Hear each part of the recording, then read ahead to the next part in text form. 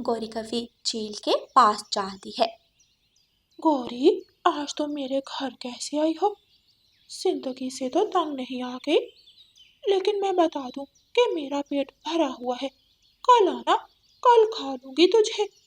चील चाची, एक बार अपनी चोंच बंद करके मेरी बात भी सुन लो। अच्छा, बोल गौरी। चील चाची, बारिशों का मौसम शुरू होने वाला है और बारिशों के मौसम में दूसरे जंगल के बहुत से पक्षी हमारे जंगल में आते हैं। हाँ तो? चील चाची, हमने अपने इस पापी पेड़ का भी तो कुछ बंदोबस्त करना है। जो भी नए पक्षी इस जंगल में आएंगे, हम उन्हें डराएंगे और उनसे हर महीने पैसे लिया करेंगे। वैसे प्लान तो अच्छा है, लेकिन पैसे से ज्यादा मुझे मांस पसंद है। अच्छा चील चाची, अगर दिल किया तो उनमें से किसी एक को खा लेना, लेकिन मेरे पैसे मत खा जाना। ठीक है काफी। फिर अगली सुबह गौरी कवि और चील जाकर जंगल के शुरू वाले हिस्से में बैठ जाती हैं। सामने से कबूतर और उसकी पत्नी लूसी कबूतरी आ रहे थे। चील चाची, देखो, पहला शिकार आ गया। गौरी और चील कबूतर और उसकी पत्नी को रोक लेते हैं। ओए गंदी आंखों वाले, मुंह उठाए हुए किधर मेरे जंगल में घुसे जा रहे हो? आप कौन है बहन जी, और मुझे क्यों रोका है आपने? देख गंदी आंखों वाले, तू ऐसा समझ कि इस जंगल की मालकिन हूं मैं। क्या मतलब बहन जी? मैं कुछ समझा नहीं। मैं समझाती हूँ तुझे। अगर तूने हमारे जंगल में रहना है तो हर महीने तू जितना कमाएगा उसका आधा हिस्सा हम दोनों को देना पड़ेगा, वरना जा अपने जंगल वापिस चला जा। ये क्या गुंडागर्दी लगा रखी है आपने? इससे अच्छा है हम अपने जंगल में रहें। तो किसने रोका है? जाओ अपने जंगल वापस, लेकिन याद रखना हमारे सागर वाले जंगल में बारिशें कम आती हैं। लूसी, अब हम क्या करें? कबूतर जी, ये जंगल हमारे लिए सुरक्षित है, हमें इसी जंगल में रहना पड़ेगा। ठीक है कवि और चील, मैं दे दिया करूँगा पैसे। ये हुई ना अक्लमंदी वाली बात। अगली सुबह फिर से दोनों गोरी कवि और चील पेड़ पर बैठ जाती हैं। चील चाची, लगता है आज कोई नहीं आएगा। तभी सामने से तोता और उसकी बूढ़ी माँ आ रहे थे। फिर से दोनों उस तोते और उसकी माँ को रोक लेती हैं। तोते, तेरी माँ तो बूढ़ी हो गई है, अब इस दुनिया में और जीकर भी क्या करेगी? क्या मतलब? कौन हो तुम, और तुम दोनों ने मेरा रास्ता क्यों रोका है? देख तोते, फिर गौरी सारी बात तोते को समझाती है। तुम दोनों को क्या लगता है मैं तुम दोनों से डर जाऊंगा? चलो मेरा रास्ता छोड़ो। चील आगे बढ़ती है और तोते की माँ की गर्दन मरोड़ देती है। वो बेचारी वहीं मर जाती है। ये क्या किया तुमने? तुम दोनों को क्या ऊपर वाले से डर नहीं लगता? मेरी माँ को मार दिया तुमने। तोता रोने लग जाता है। अब सोच ले, तूने भी अपनी माँ के पास जाना है या नहीं? मैं दूंगा, मैं दे दूंगा हर महीने पैसे, मुझे छोड़ दो। अगर पहले ही बात मान लेता तो अब तेरी माँ जिंदा होती। अगली सुबह तेज बारिश हो रही थी। चील गौरी कवि के घर आती है। गौरी, आज तो बहुत तेज बारिश हो रही है, आज रहने देते हैं जाने को। ऐसे कैसे रहने देते हैं? आज ही तो ज्यादा पक्षी आएंगे। चल चील चाची, जल्दी चल। हाँ, बात तो ठीक है तेरी, चल फिर, देर किस चीज की है? चील और गौरी कवि फिर से पेड़ के ऊपर जाकर बैठ जाती हैं और दूसरे जंगल से आने वाले पक्षियों का इंतजार करने लगती हैं। मुझे तो बहुत सर्दी लग रही है। गौरी, चल वापिस चले। लेकिन तभी सामने से रानू चिड़िया अपने पति मानो चिड़े के साथ आ रही थी। रुक जा चील चाची, वो देख सामने कोई चिड़िया आ रही है। जब रानू चिड़िया और मानो चिड़ा पास आ जाते हैं तो चील और गौरी कवि उन दोनों को रोक लेती हैं। कब से तुम दोनों का इंतजार कर रहे हैं हम, बहुत देर कर दी तुम दोनों ने। आप कौन? माफ कीजिएगा, मैंने पहचाना नहीं आपको। हम इस जंगल की मालकिन हैं। फिर गौरी रानू चिड़िया को भी सारी बात समझा देती है। तुम दोनों को पता भी है कि कितना बड़ा अपराध है ये खयाल हमें ना दो, हमें तो पैसे चाहिए, वरना ये चील अभी खा जाएगी तुम दोनों को। हाँ, वैसे भी बहुत भूख लगी है मुझे। अच्छा, मुझे एक बार अकेले में अपने पति से बात करने दो। रानू चिड़िया मानू को लेकर एक तरफ जाती है। रानो, अभी अरेस्ट कर लेता हूँ इन दोनों को। मेरे ख्याल से इन दोनों को पता नहीं है कि मैं पुलिस वाला हूँ। मानू जी, अभी हमारे पास इनके खिलाफ कोई सबूत नहीं है। हमें जंगल में रहकर इन दोनों के खिलाफ गवाह इकट्ठे करने होंगे। फिर रानू चिड़िया और मानव चिड़ा गौरी कवि और चील के पास जाते हैं और उनको हाँ कह दे। सुबह हो जाती है। मानो जी, मैं जंगल के पक्षियों के पास जाती हूँ, शायद कुछ सबूत मिल जाए। रानू चिड़िया अपने घर से निकलती है। जंगल में उसे एक जगह तोता और कबूतर नजर आते हैं। रानू चिड़िया उन दोनों के पास जाती है। लगता है हमारी तरह आप भी इस जंगल में नहीं आई है। जी तोते भैया, क्या आपको भी उस गौरी और चील ने जंगल में रहने की शर्त बताई है? शर्त क्या, मैंने तो कीमत भी चुका दी है। क्या मतलब तोते भैया? उस दुष्ट चील ने तोते की माँ को मार दिया। क्या? आप दोनों मेरी बात सुने। रानू चिड़िया तोते और कबूतर को सारी बात बताती है।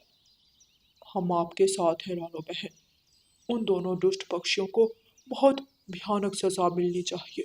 फिर रानू चिड़िया जाती है और पेड़ के पीछे छुपकर गौरी कवि और चील पर नजर रखती है। दूसरे जंगल से बुलबुल आती है।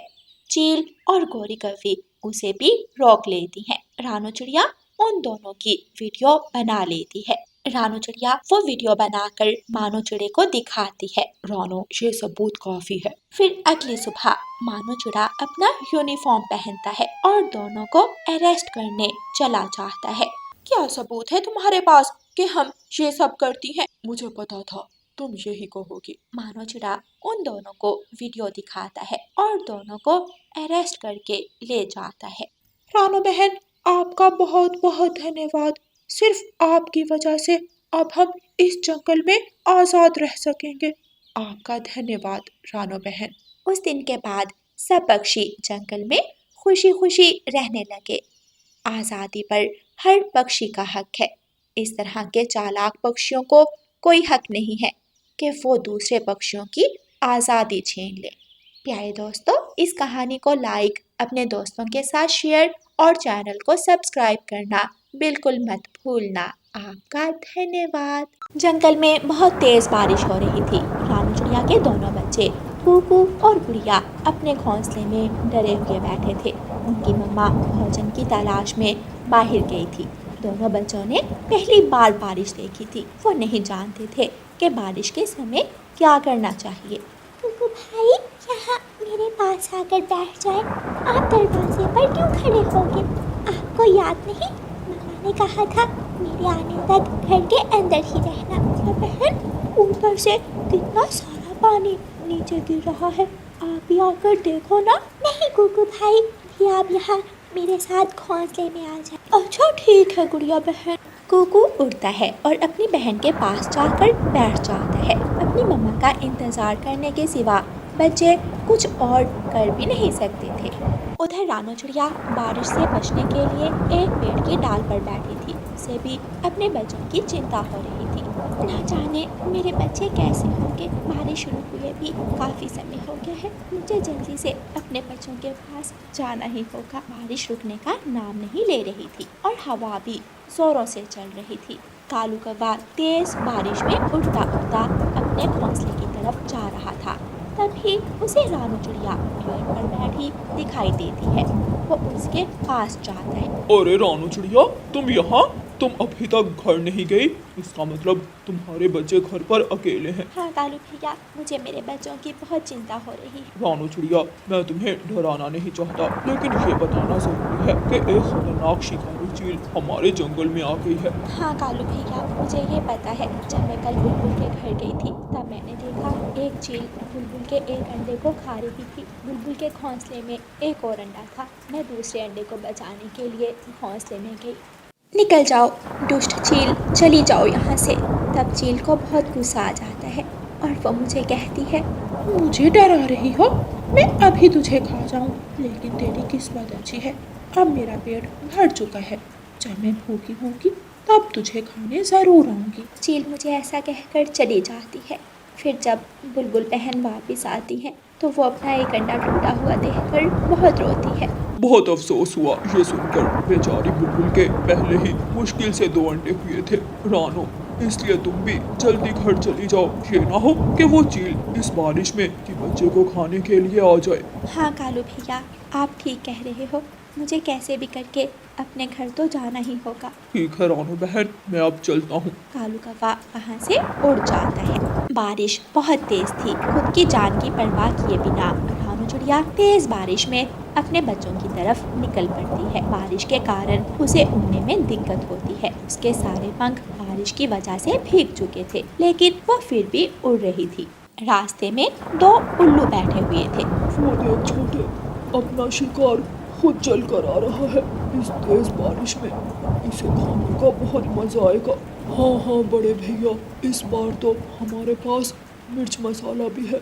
आराम से इसे देगची में डालकर इसका मज़ेदार सूप बनाएंगे। वो दोनों उल्लू जाकर रानू चिड़िया का रास्ता रोक लेते हैं। अरे रुको रुको चिड़िया, इतनी भी क्या जल्दी है जाने की? थोड़ा यहाँ आराम कर लो।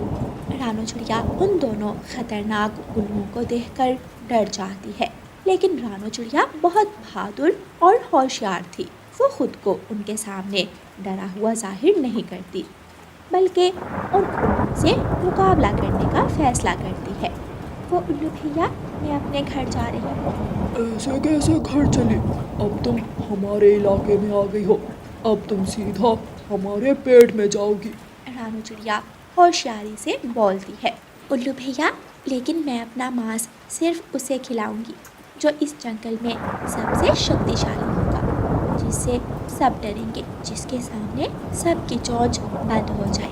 तो हम ही हैं इस जंगल में सबसे शक्तिशाली। हर कोई हमारे इलाके में आने से भी डरता है।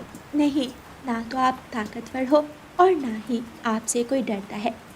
मैं एक ऐसे पक्षी को जानती हूँ जिसके आने से सब डरकर भाग जाते हैं, इसलिए मैं अपना मांस सिर्फ उसे ही खिलाऊंगी।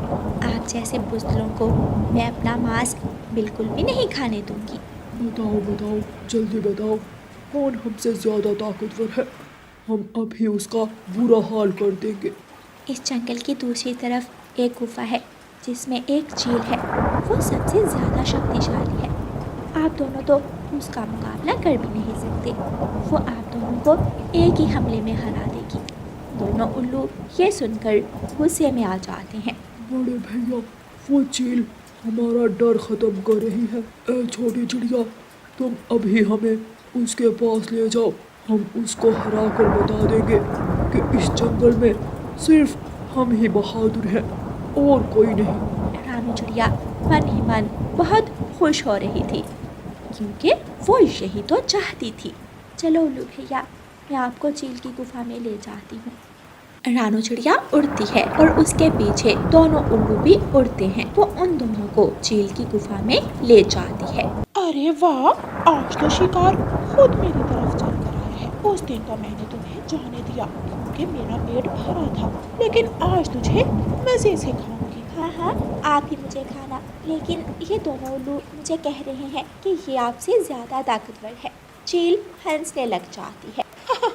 तुम दोनों का दिमाग तो ठीक है, मेरा मुकाबला कोई नहीं कर सकता। मैं तुम दोनों की 1 सेकंड में गर्दन मरोड़ दूं। वो छोटे पक्षी है जो तुमसे डरते हैं। इस जंगल में सिर्फ हम दोनों ही शक्तिशाली हैं। आप दोनों एक काम करो, आप दोनों एक मुकाबला करो और जो जीतेगा वही मुझे खाएगा और कोई नहीं।